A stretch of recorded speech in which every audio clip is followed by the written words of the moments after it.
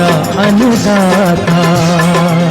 पग पग पर है संग तुम्हारे अन्नदाता। लहू किसानों का बन के पसीना सींचता है धरती का सीना। मेहनत का तेरी हक दिलवाने, नई तकनीक नई खोज बताने। पशुधन को गुणवान बनाना, पौध सुरक्षा को सिखलाना, खेती के सब गुर समझाने, भारत का सरताज बनाने। आठों पहर है संग तुम्हारे अन्नदाता अन्नदाता। नमस्कार, मैं हूं शुभम मिश्रा और आप सभी दर्शकों का अन्नदाता कार्यक्रम में बहुत बहुत स्वागत करती हूं। देश के हर व्यक्ति के जीवन में किसानों का अहम योगदान है, क्योंकि किसान ही हमारे लिए अन्न को उपजाते हैं और देश के हर व्यक्ति को खाना प्रदान करते हैं, और इसीलिए उन्हें अन्नदाता भी कहा जाता है। और ऐसे ही किसानों को खेती बाड़ी की नई तकनीकी जानकारी देने की कोशिश हम करते हैं। तो चलिए कार्यक्रम की शुरुआत करने से पहले देखते हैं क्या है आज के अन्नदाता में खास। रागी की कटाई, गहाई और भंडारण पर जानकारी।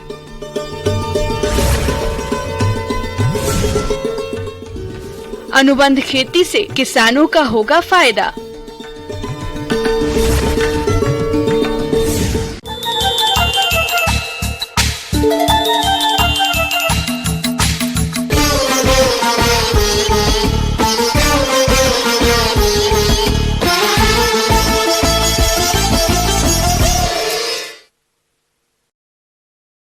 प्रदेश में अब बहुत किसान रागी की खेती करने लगे हैं। फिलहाल बसंत में बोई गई रागी की फसल कटाई योग्य तैयार हो गई है। ऐसे में इसकी कटाई, गिहाई और मार्केटिंग कैसे करें, इस बारे में बता रहे हैं बिहार कृषि विश्वविद्यालय सबौर जिला भागलपुर के कृषि वैज्ञानिक डॉक्टर महेश कुमार।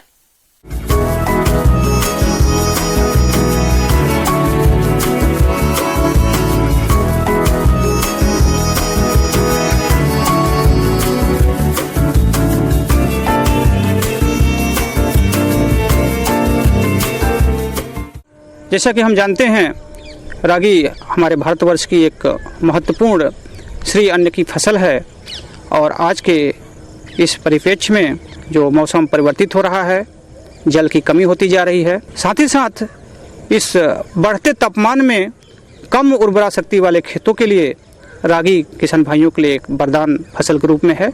सरकार की एक जो पहल अंतर्राष्ट्रीय मिलेट वर्ष के रूप में मनाई जा रही है, जिसमें पूरा विश्व इसमें सम्मिलित है। हम मिलेट को कहीं न कहीं से प्रमोट कर रहे हैं, क्योंकि ये एक पौष्टिक आहार है, पौष्टिक अन्न है। इसकी पौष्टिकता को ध्यान में रखते हुए हमारे माननीय प्रधानमंत्री जी ने इसको श्री अन्न की भी संज्ञा दी हुई है, तो इसके बहुत से लाभ हैं। रागी, जिसे मडुआ भी कहते हैं, ये बाजार में आज हर जगह आसानी से मिल जाता है। रागी का सेवन करने के अनेकों फायदे हैं, जिसे देखते हुए इसे श्री अन्न भी कहा गया है। पौष्टिकता से भरपूर रागी की खेती को आज बढ़ावा दिया जा रहा है, जिससे किसानों की तो आय बढ़ ही रही है। देश की कुपोषण की समस्या को दूर करने में भी इसका अहम योगदान है। गर्मी का फसल जो मड़ुआ का है, उसकी बुआई जो है 15 फरवरी से 15 मार्च तक तो कर देते हैं, लेकिन अब 10 जून के बाद तक या आज के डेट में ये फसल पक के तैयार हो गई है। तो किसान भाइयों जो लोग लगाए हुए हैं या भविष्य में जो लोग इसकी खेती करेंगे, वो लोग इसकी कैसे हार्वेस्टिंग करें, उसके बारे में हम थोड़ा सा फोकस करना चाहेंगे।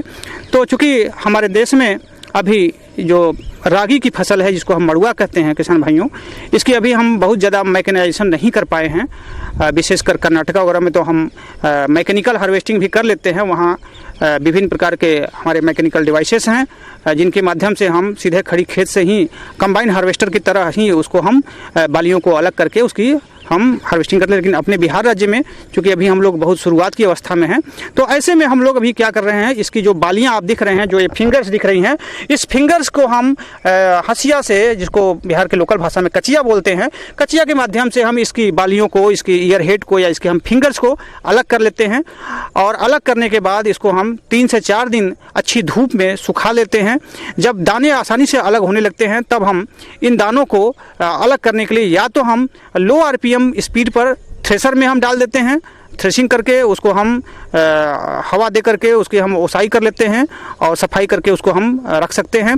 या फिर हम इस पर जो है मैनुअल डंडे से पीट करके, थोड़े एरिया में है अगर तो डंडे से पीट करके इसकी बालियों को, इसके दानों को हम अलग कर सकते हैं। और अलग करने के बाद इसको हम मैनुअली जो है हवा दे करके इसकी हम सफाई कर सकते हैं, क्लीनिंग कर सकते हैं, उसके बाद इसको हम रख सकते हैं। या दूसरा विकल्प ये भी है कि हम इसकी बालियों को हंसिया से काट करके 3-4 दिन सुखाने के बाद इस पर हम जो ट्रैक्टर है या और कोई यंत्र है, ट्रैक्टर विशेष करके अगर हम उसको चला देते हैं, या जिन भाइयों के पास ट्रैक्टर नहीं है, बैल हैं, तो बैल से भी हम उसको उस पर चला करके और इसके दानों को अलग कर लेते हैं। और जब दाने अलग हो जाते हैं तो उसको हम हवा दे करके, हवा के माध्यम से में करके हम उसके दानों को इसके भूसी से अलग कर लेते हैं। फसल कोई भी हो, हमने उसे बड़ी मेहनत से तैयार किया होता है। ऐसे में इसकी कटाई मड़ाई में भी बड़ी सावधानियां रखनी होती हैं, जिससे उपज का नुकसान ना हो और उपज की क्वालिटी बेहतरीन बनी रहे। चूँकि इसमें कल्ला निकलने की प्रवृत्ति होती है, तो जो इसका मदर प्लांट होता है वो 3 से 4 दिन पहले पक जाता है। लेकिन इसके जो कल्ले होते हैं वो थोड़ा सा किनारे के होते हैं, वो थोड़ा देर में पकते हैं। तो 3 से 4 दिन का उसमें अंतर आ जाता है पकने में। तो उसमें हमको क्या करना होता है, देखना पड़ता है कि हमारे बालियाँ पक गई हैं कि नहीं, दाने पक चुके हैं कि नहीं। तो इसके लिए हम देख रहे हैं कि जो बालियाँ अच्छे से पक चुकी हैं उनमें आवाज़ थोड़ा सा अलग खन खन की आवाज़ आने लगी है। और दानों के हम देखते हैं, दाने एकदम बिल्कुल ठोस हो गए हैं और दानों को आराम से हम हाथ से अगर रगड़ देते हैं तो ये दाने अलग हो जा रहे हैं। तो इस तरह से हम जो है इसको पहचान सकते हैं। और बालियाँ देख रहे हैं कि सूख गई हैं लेकिन पौधा बिल्कुल हरा है। तो सूखी हुई बालियों को हम अच्छे से काट लेते हैं और उसके बाद उसको हम आवश्यकता अनुसार उसमें नमी 12% तक आ जाए, उसके अनुसार उसको हम 2 से 3 दिन कड़ी धूप में सुखाते हैं। और सुखाने के बाद ही हम थ्रेशिंग की प्रक्रिया को अपनाते हैं और उसको हम आगे थ्रेशिंग करके उसकी सफाई करते हुए उसको हम फिर 12% नमी तक उसको सुखाते हैं। सुखाने के बाद हम उसको बैगिंग करके स्टोर कर सकते हैं। रागी की खेती जायद और खरीफ में भी की जाती है। आप जब भी इसकी खेती करें तो उन्नत किस्मों को ही लगाएं। आज कई ऐसी किस्मों का इजाद हो चुका है जिसकी पैदावार काफी अच्छी है। इनकी बुआई इस समय भी आप कर सकते हैं। तो जब हम इसकी सही समय पे सही प्रजाति का चयन करते हैं, जैसे हम बाकुला प्रजाति की बात कर रहे हैं या GPU 67 की बात कर रहे हैं, GPU 42 की बात कर रहे हैं, तो ये सब RU 8 की बात करें तो ये सब प्रजातियां जनरली 30 कुंटल से लेकर 35 कुंटल प्रति हेक्टेयर तक उत्पादन दे देती हैं। तो इस प्रकार देखा जाए तो किसान भाइयों के लिए एक अच्छी उत्पादन मिल जाती है। मार्केट में इसका कीमत 40 रुपये किलो से लेकर 50 रुपये किलो है। तो प्रति हेक्टेयर अमूमन देखा जाए तो 80,000 से लेकर 1 लाख रुपये तक का एक फसल से इनको 4 महीनों के अंदर उतना रुपये प्राप्त हो सकता है। बिहार कृषि विश्वविद्यालय में जो हमारे विभिन्न लघु धान्य फसलें हैं, जिसको हम मिलेट की फसलें कहते हैं, मिलेट में हमारा रागी भी एक प्रमुख फसल है। इसके बीज का उत्पादन का कार्यक्रम शुरू हो चुका है और जिन किसान भाइयों को इसकी बीज की ज़रूरत हो वो हमारे यूनिवर्सिटी से भी संपर्क कर सकते हैं। अभी ये बीज हमारे सेल काउंटर पर भी उपलब्ध होने वाला है और हम खरीफ मौसम में इस बीज का उपयोग कर सकते हैं। तो बीज के लिए भी हमारे यहाँ संपर्क कर सकते हैं, विशेषकर रागी की बीज के लिए। और हमारा विभिन्न कृषि विज्ञान केंद्र है, वहाँ भी बीज की उपलब्धता है। बाकी जो RPU पूसा समस्तीपुर है, वहाँ भी RU 8 और RU 3 रागी की फसल का बीज उपलब्ध है। किसान भाइयों, अब लेते हैं एक छोटा सा ब्रेक।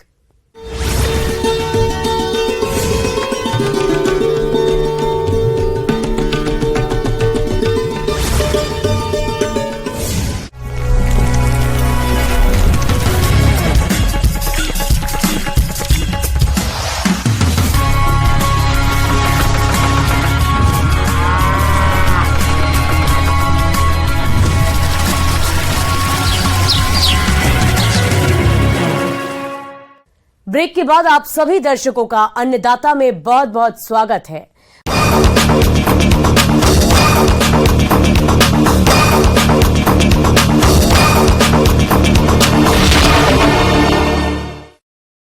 अपने प्रदेश में विभिन्न प्रकार के फल और सब्जियों की खेती बड़े पैमाने पर की जाती है, मगर मौसमी सब्जी या फल जबकि बाजार में एक साथ अधिक आवक के कारण किसानों को अक्सर इसे औने पौने दामों में बेचना पड़ता है।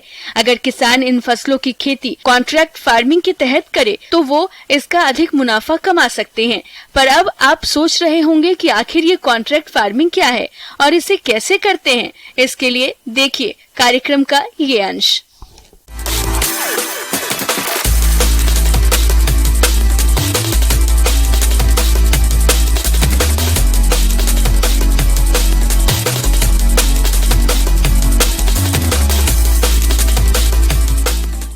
जब हम कॉन्ट्रैक्ट फार्मिंग या अनुबंध खेती की बात करते हैं तो यह उत्पादनकर्ता और विभिन्न विपणन और प्रसंस्करण संस्थाओं के बीच एक लिखित समझौता होता है, जिसके अंतर्गत उत्पादनकर्ता अपने उत्पाद को तैयार करते हैं और उनके उत्पाद को विभिन्न विपणन या प्रसंस्करण इकाई जो है वो पूर्व निर्धारित दर पे उसका खरीद करता है।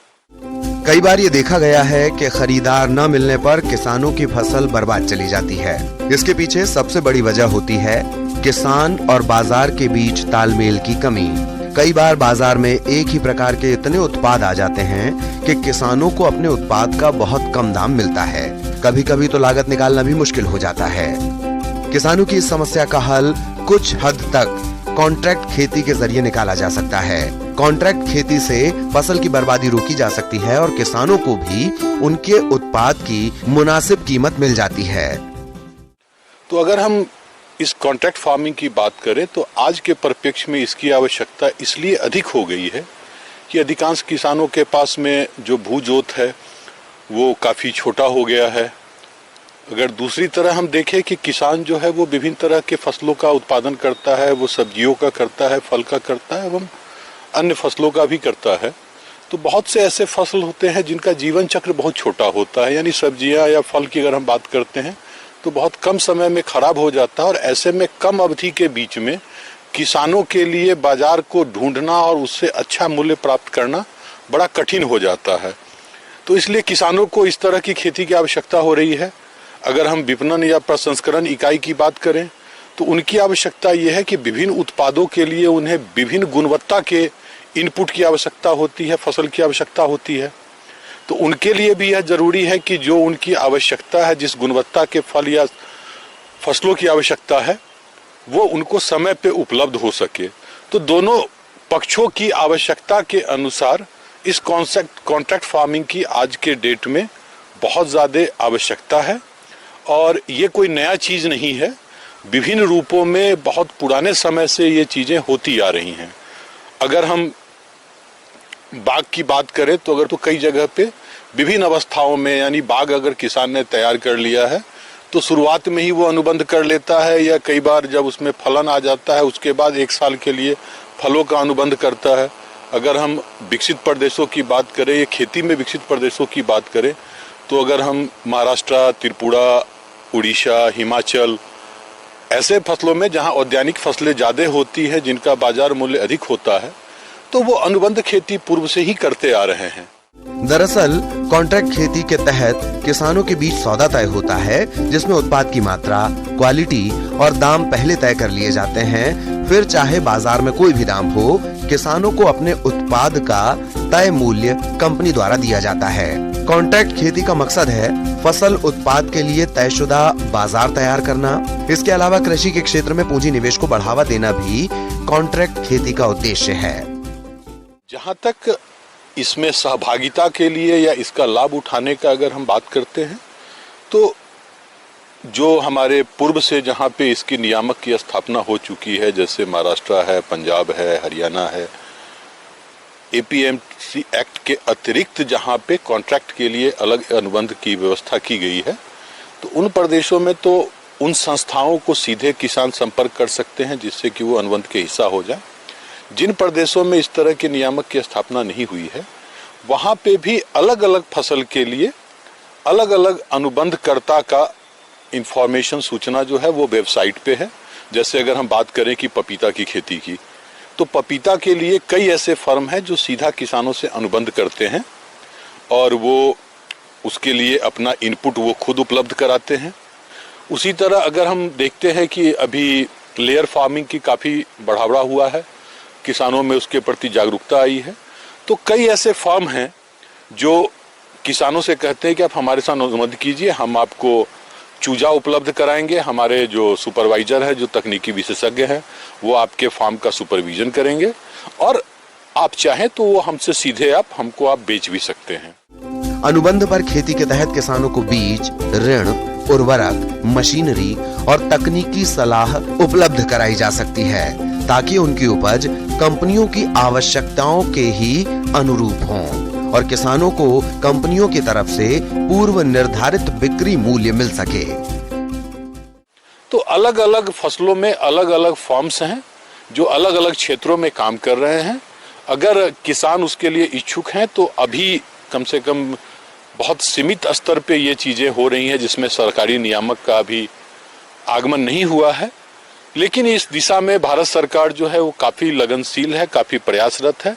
साथ में जो अभी हाल में ही माननीय प्रधानमंत्री जी ने 10,000 कृषक उत्पादक समूह बनाने का जो लक्ष्य रखा है, यह भी इस दिशा में बढ़ता हुआ कदम है। कृषक अपने प्रखंड के कृषक उत्पादक समूह से जुड़ जाने के बाद वह समूह स्तर पर ही विभिन्न बड़ी कंपनियों के साथ अनुबंध कर सकते हैं और उसके साथ वो कॉन्ट्रैक्ट फार्मिंग में जो उनका प्रसंस्करण के लिए या उत्पादन के लिए है वो अनुबंध कर सकते हैं, जिसमें कि वो रजिस्टर्ड कॉन्ट्रैक्ट के तहत आ सकते हैं।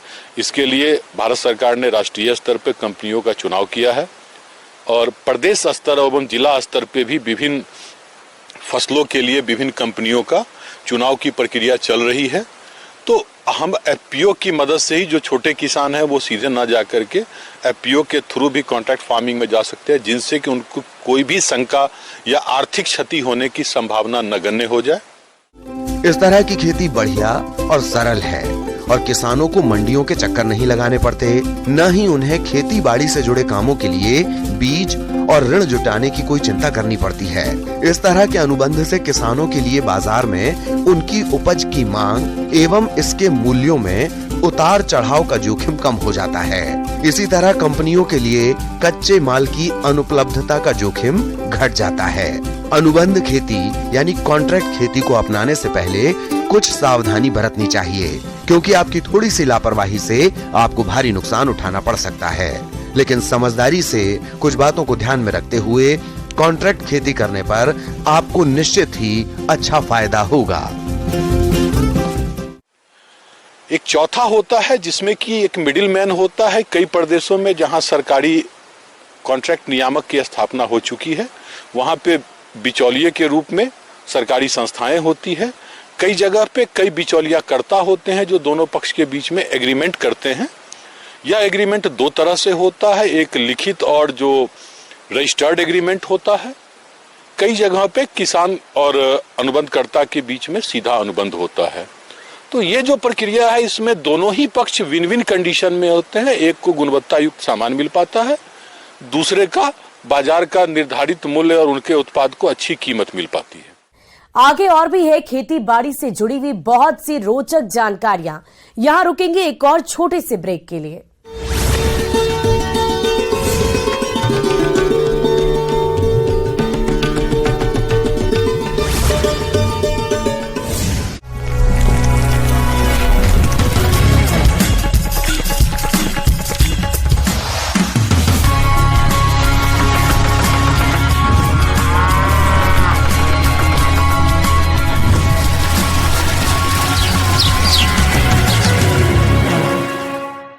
ब्रेक के बाद एक बार फिर से आप सभी दर्शकों का अन्नदाता कार्यक्रम में स्वागत है।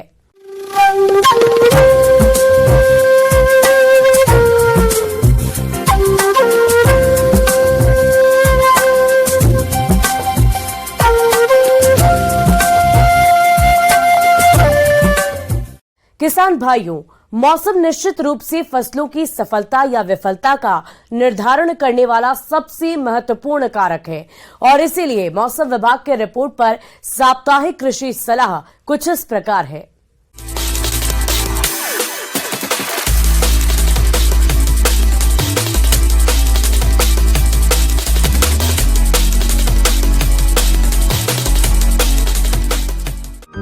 ग्रामीण कृषि मौसम सेवा, भारत सरकार और डॉक्टर राजेंद्र प्रसाद केंद्रीय कृषि विश्वविद्यालय समस्तीपुर के मौसम विभाग के सहयोग से जारी मौसम पूर्वानुमान के अनुसार अगले आने वाले दिनों में आसमान में हल्के बादल देखे जा सकते हैं। अगले 48 घंटों के अंदर उत्तर बिहार और अधिकांश स्थानों में हल्की सी मध्यम वर्षा हो सकती है।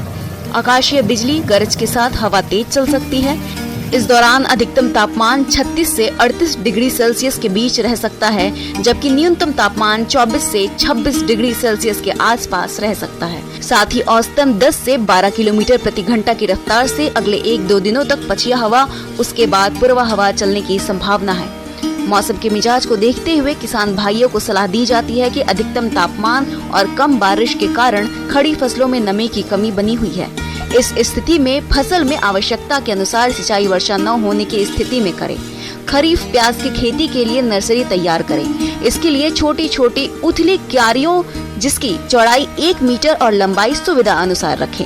बीज की बुआई कतारों में करें। नर्सरी में जल निकास की व्यवस्था रखें। इसकी उन्नत किस्म N53, एग्रीफाउंड डार्क रेड, अर्का कल्याण, भीमा सुपर खरीफ के लिए अनुशंसित किस्में हैं। बीज गिराने के पूर्व बीज को किप्टान या थीरम 2 ग्राम प्रति किलो बीज की दर से मिलाकर बीजोपचार कर लें। इसके लिए बीज की दर 8 से 10 किलोग्राम प्रति हेक्टेयर रखें। पौधशाला को तेज धूप और वर्षा से बचाने के लिए 40% छायादार नेट से 6 से 7 फीट की ऊंचाई पर ढक सकते हैं। प्याज के स्वस्थ पौधे के लिए पौधशाला से नियमित रूप से खरपतवार को निकालते रहें। बरसाती सब्जियां जैसे भिंडी, लौकी, नेनुआ, करेला, खीरा की बुआई के लिए खेत की तैयारी करें। खेत की जुताई में गोबर की खाद या कंपोस्ट का अधिक से अधिक प्रयोग करें। गर्मा सब्जियों की फसल में आवश्यकता अनुसार निकाई गुड़ाई करें। कीट व्याधियों से फसल की निगरानी करते रहें। खरीफ मौसम की सब्जियां जैसे कद्दू, नेनुआ, झिगनी, खीरा को भी आप लगा सकते हैं। मिट्टी परीक्षण न होने की स्थिति में प्रति हेक्टर 20 से 25 टन सड़े हुए गोबर की खाद का प्रयोग करें। प्रति हेक्टर 60 किलोग्राम नत्रजन, 50 किलोग्राम फास्फोरस एवं 40 किलोग्राम स्फूर का उपयोग करें। इस माह में आम, लीची आदि वृक्ष के लिए खोदे गए गड्ढे में मिट्टी के साथ अनुशंसित मात्रा में खाद, उर्वरक और थीमेट दवा मिलाकर गड्ढों को जमीन की सतह से 15 सेंटीमीटर ऊपर तक भरने का कार्य कर ले। लीची तोड़ने के बाद लीची के बगीचों की जुताई करें। खाद और उर्वरकों का प्रयोग करें।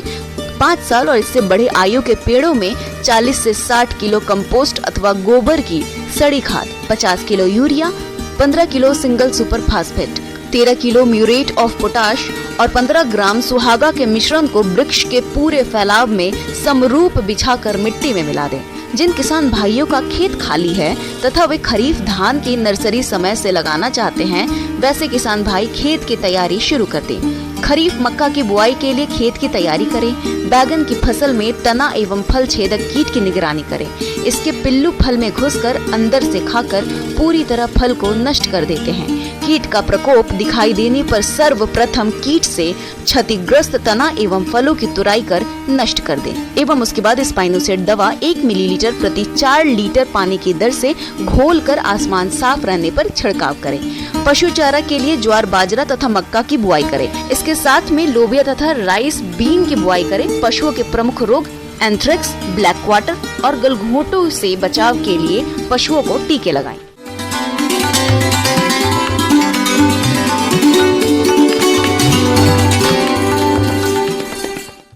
अब समय हो गया है प्रदेश के किसानों द्वारा अन्नदाता निःशुल्क फोन के माध्यम से पूछे गए समस्याओं के समाधान का। आज की अन्नदाता हेल्पलाइन में हमने जिस प्रश्न को शामिल किया है उसे पूछा है गांव गोपालपुर, जिला मधुबनी के बसंत राय ने। आपने कद्दू वर्गीय सब्जियों में कीट नियंत्रण के बारे में जानकारी चाहिए, तो इसके लिए देखिए कार्यक्रम का यह अंश। कद्दू वर्गीय जो फसलें हैं, सब्जियां हैं, जैसे कि ककड़ी है, खीरा है, खरबूजा है, लौकी है, तोरई है, इन सब में सबसे ज्यादा जो कीड़े का अटैक होता है वो फ्रूट फ्लाई का है।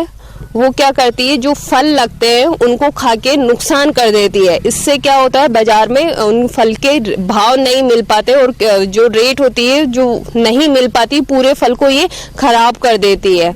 किसान भाइयों, फल मक्खी कीट फल के अंदर अंडे दे देती है।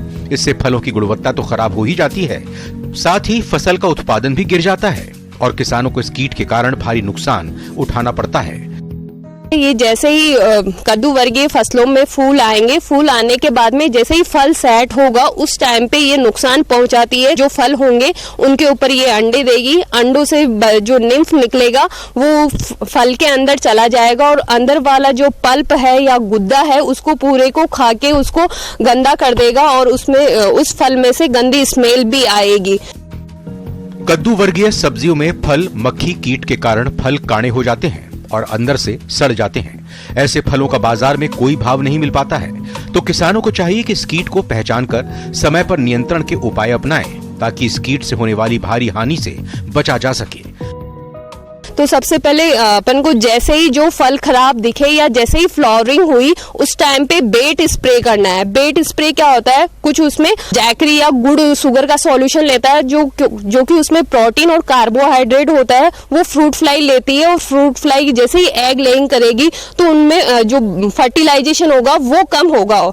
50 ml मैलाथियोन 50 EC लेनी चाहिए और 500 ग्राम जैकरी या गुड़ लेना चाहिए। 50 लीटर पानी में मिला के स्प्रे करना चाहिए। इससे आधी संख्या तो अंडों की कम हो जाएगी। सेकेंड, नीम ऑयल का स्प्रे करना चाहिए ताकि नीम ऑयल का स्प्रे करेंगे तो फलों पे चिकनाहट बन जाएगी और चिकनाहट से एग उन पे अंडे हैं फलों पे वो चिपक नहीं पाएंगे। फिर फ्लाई ट्रेप लगानी चाहिए। फ्रूट फ्लाई ट्रेप है, इसमें जो इसका अडल्ट है, मोथ होती है, इसकी मूवमेंट करता है, फ्लाई मूवमेंट करता है, वो उन ट्रेप में इकट्ठा हो जाएगा और उनकी मेटिंग नहीं होगी। मेटिंग नहीं होने से एग लेइंग नहीं हो पाएगी। केमिकल में क्लोनाल्फोस 30 EC, डाइमिथॉर 30 EC 1 ml प्रति लीटर पानी में मिला के स्प्रे करना चाहिए। फिप्रोनिल 20 EC 1 ml प्रति लीटर पानी में मिला के इनका स्प्रे करना चाहिए। और जो खराब फ्रूट्स हैं, जो फल हैं, उनको देख के रोज डेली मॉनिटरिंग करनी चाहिए। उनको देख के तोड़ के और गड्ढे में दबा देना चाहिए ताकि उसके जो अंदर निम्फ है उनसे अडल्ट नहीं बन सके। इस कीट के अलावा किसान भाइयों, कद्दू वर्गीय फसलों में रस चूसा कीट सफेद मक्खी का प्रकोप भी देखा जाता है, जिससे फसल की बढ़वार नहीं हो पाती है और ये कीट फसल में वायरस जनित रोगों को फैलाने में सहायक है। यदि समय पर इस कीट का नियंत्रण नहीं किया तो किसानों को भारी नुकसान हो सकता है। जो कद्दू वर्गीय फसलें हैं उनमें व्हाइट फ्लाई का जो सफेद मक्खी है उसका भी काफी अटैक होता है, क्योंकि पत्तियों से रस चूसने का काम करती है। जैसे ही पत्तियों से रस चूसेगी तो क्या होगा, क्लोरोफिल नहीं बनेगा, पत्तियां पीली कलर की हो जाएगी और फल और फूल दोनों की संख्या कम होगी। इससे किसानों को प्रोडक्शन कम मिलेगा। उसके लिए भी सिस्टमेटिक जो इंसेक्टिसाइड है डाइमिथॉर 30 EC, मैलाथियोन और इनका 1 ml प्रति लीटर पानी में मिला के स्प्रे करना चाहिए। किसान भाइयों, कृषि संबंधित समस्या और सुझावों के लिए आप हमें इस पते पर संपर्क कर सकते हैं। प्रोड्यूसर अन्नदाता, news 18 Bihar Jharkhand, Ramoji film city, Hyderabad 501512 और साथ ही आप हमें ईमेल भी कर सकते हैं। हमारा ईमेल आईडी है p18annadatabihar@nw18.com। इसके अतिरिक्त आप हमें निःशुल्क हेल्पलाइन नंबर 180088921663 पर सोमवार से लेकर शनिवार सुबह 10 बजे से शाम 4 बजे के बीच संपर्क कर सकते हैं। अब समय हो रहा है आपसे विदा लेने का। कल फिर मुलाकात होगी। फिलहाल इस कार्यक्रम में अभी के लिए बस इतना ही। नमस्कार।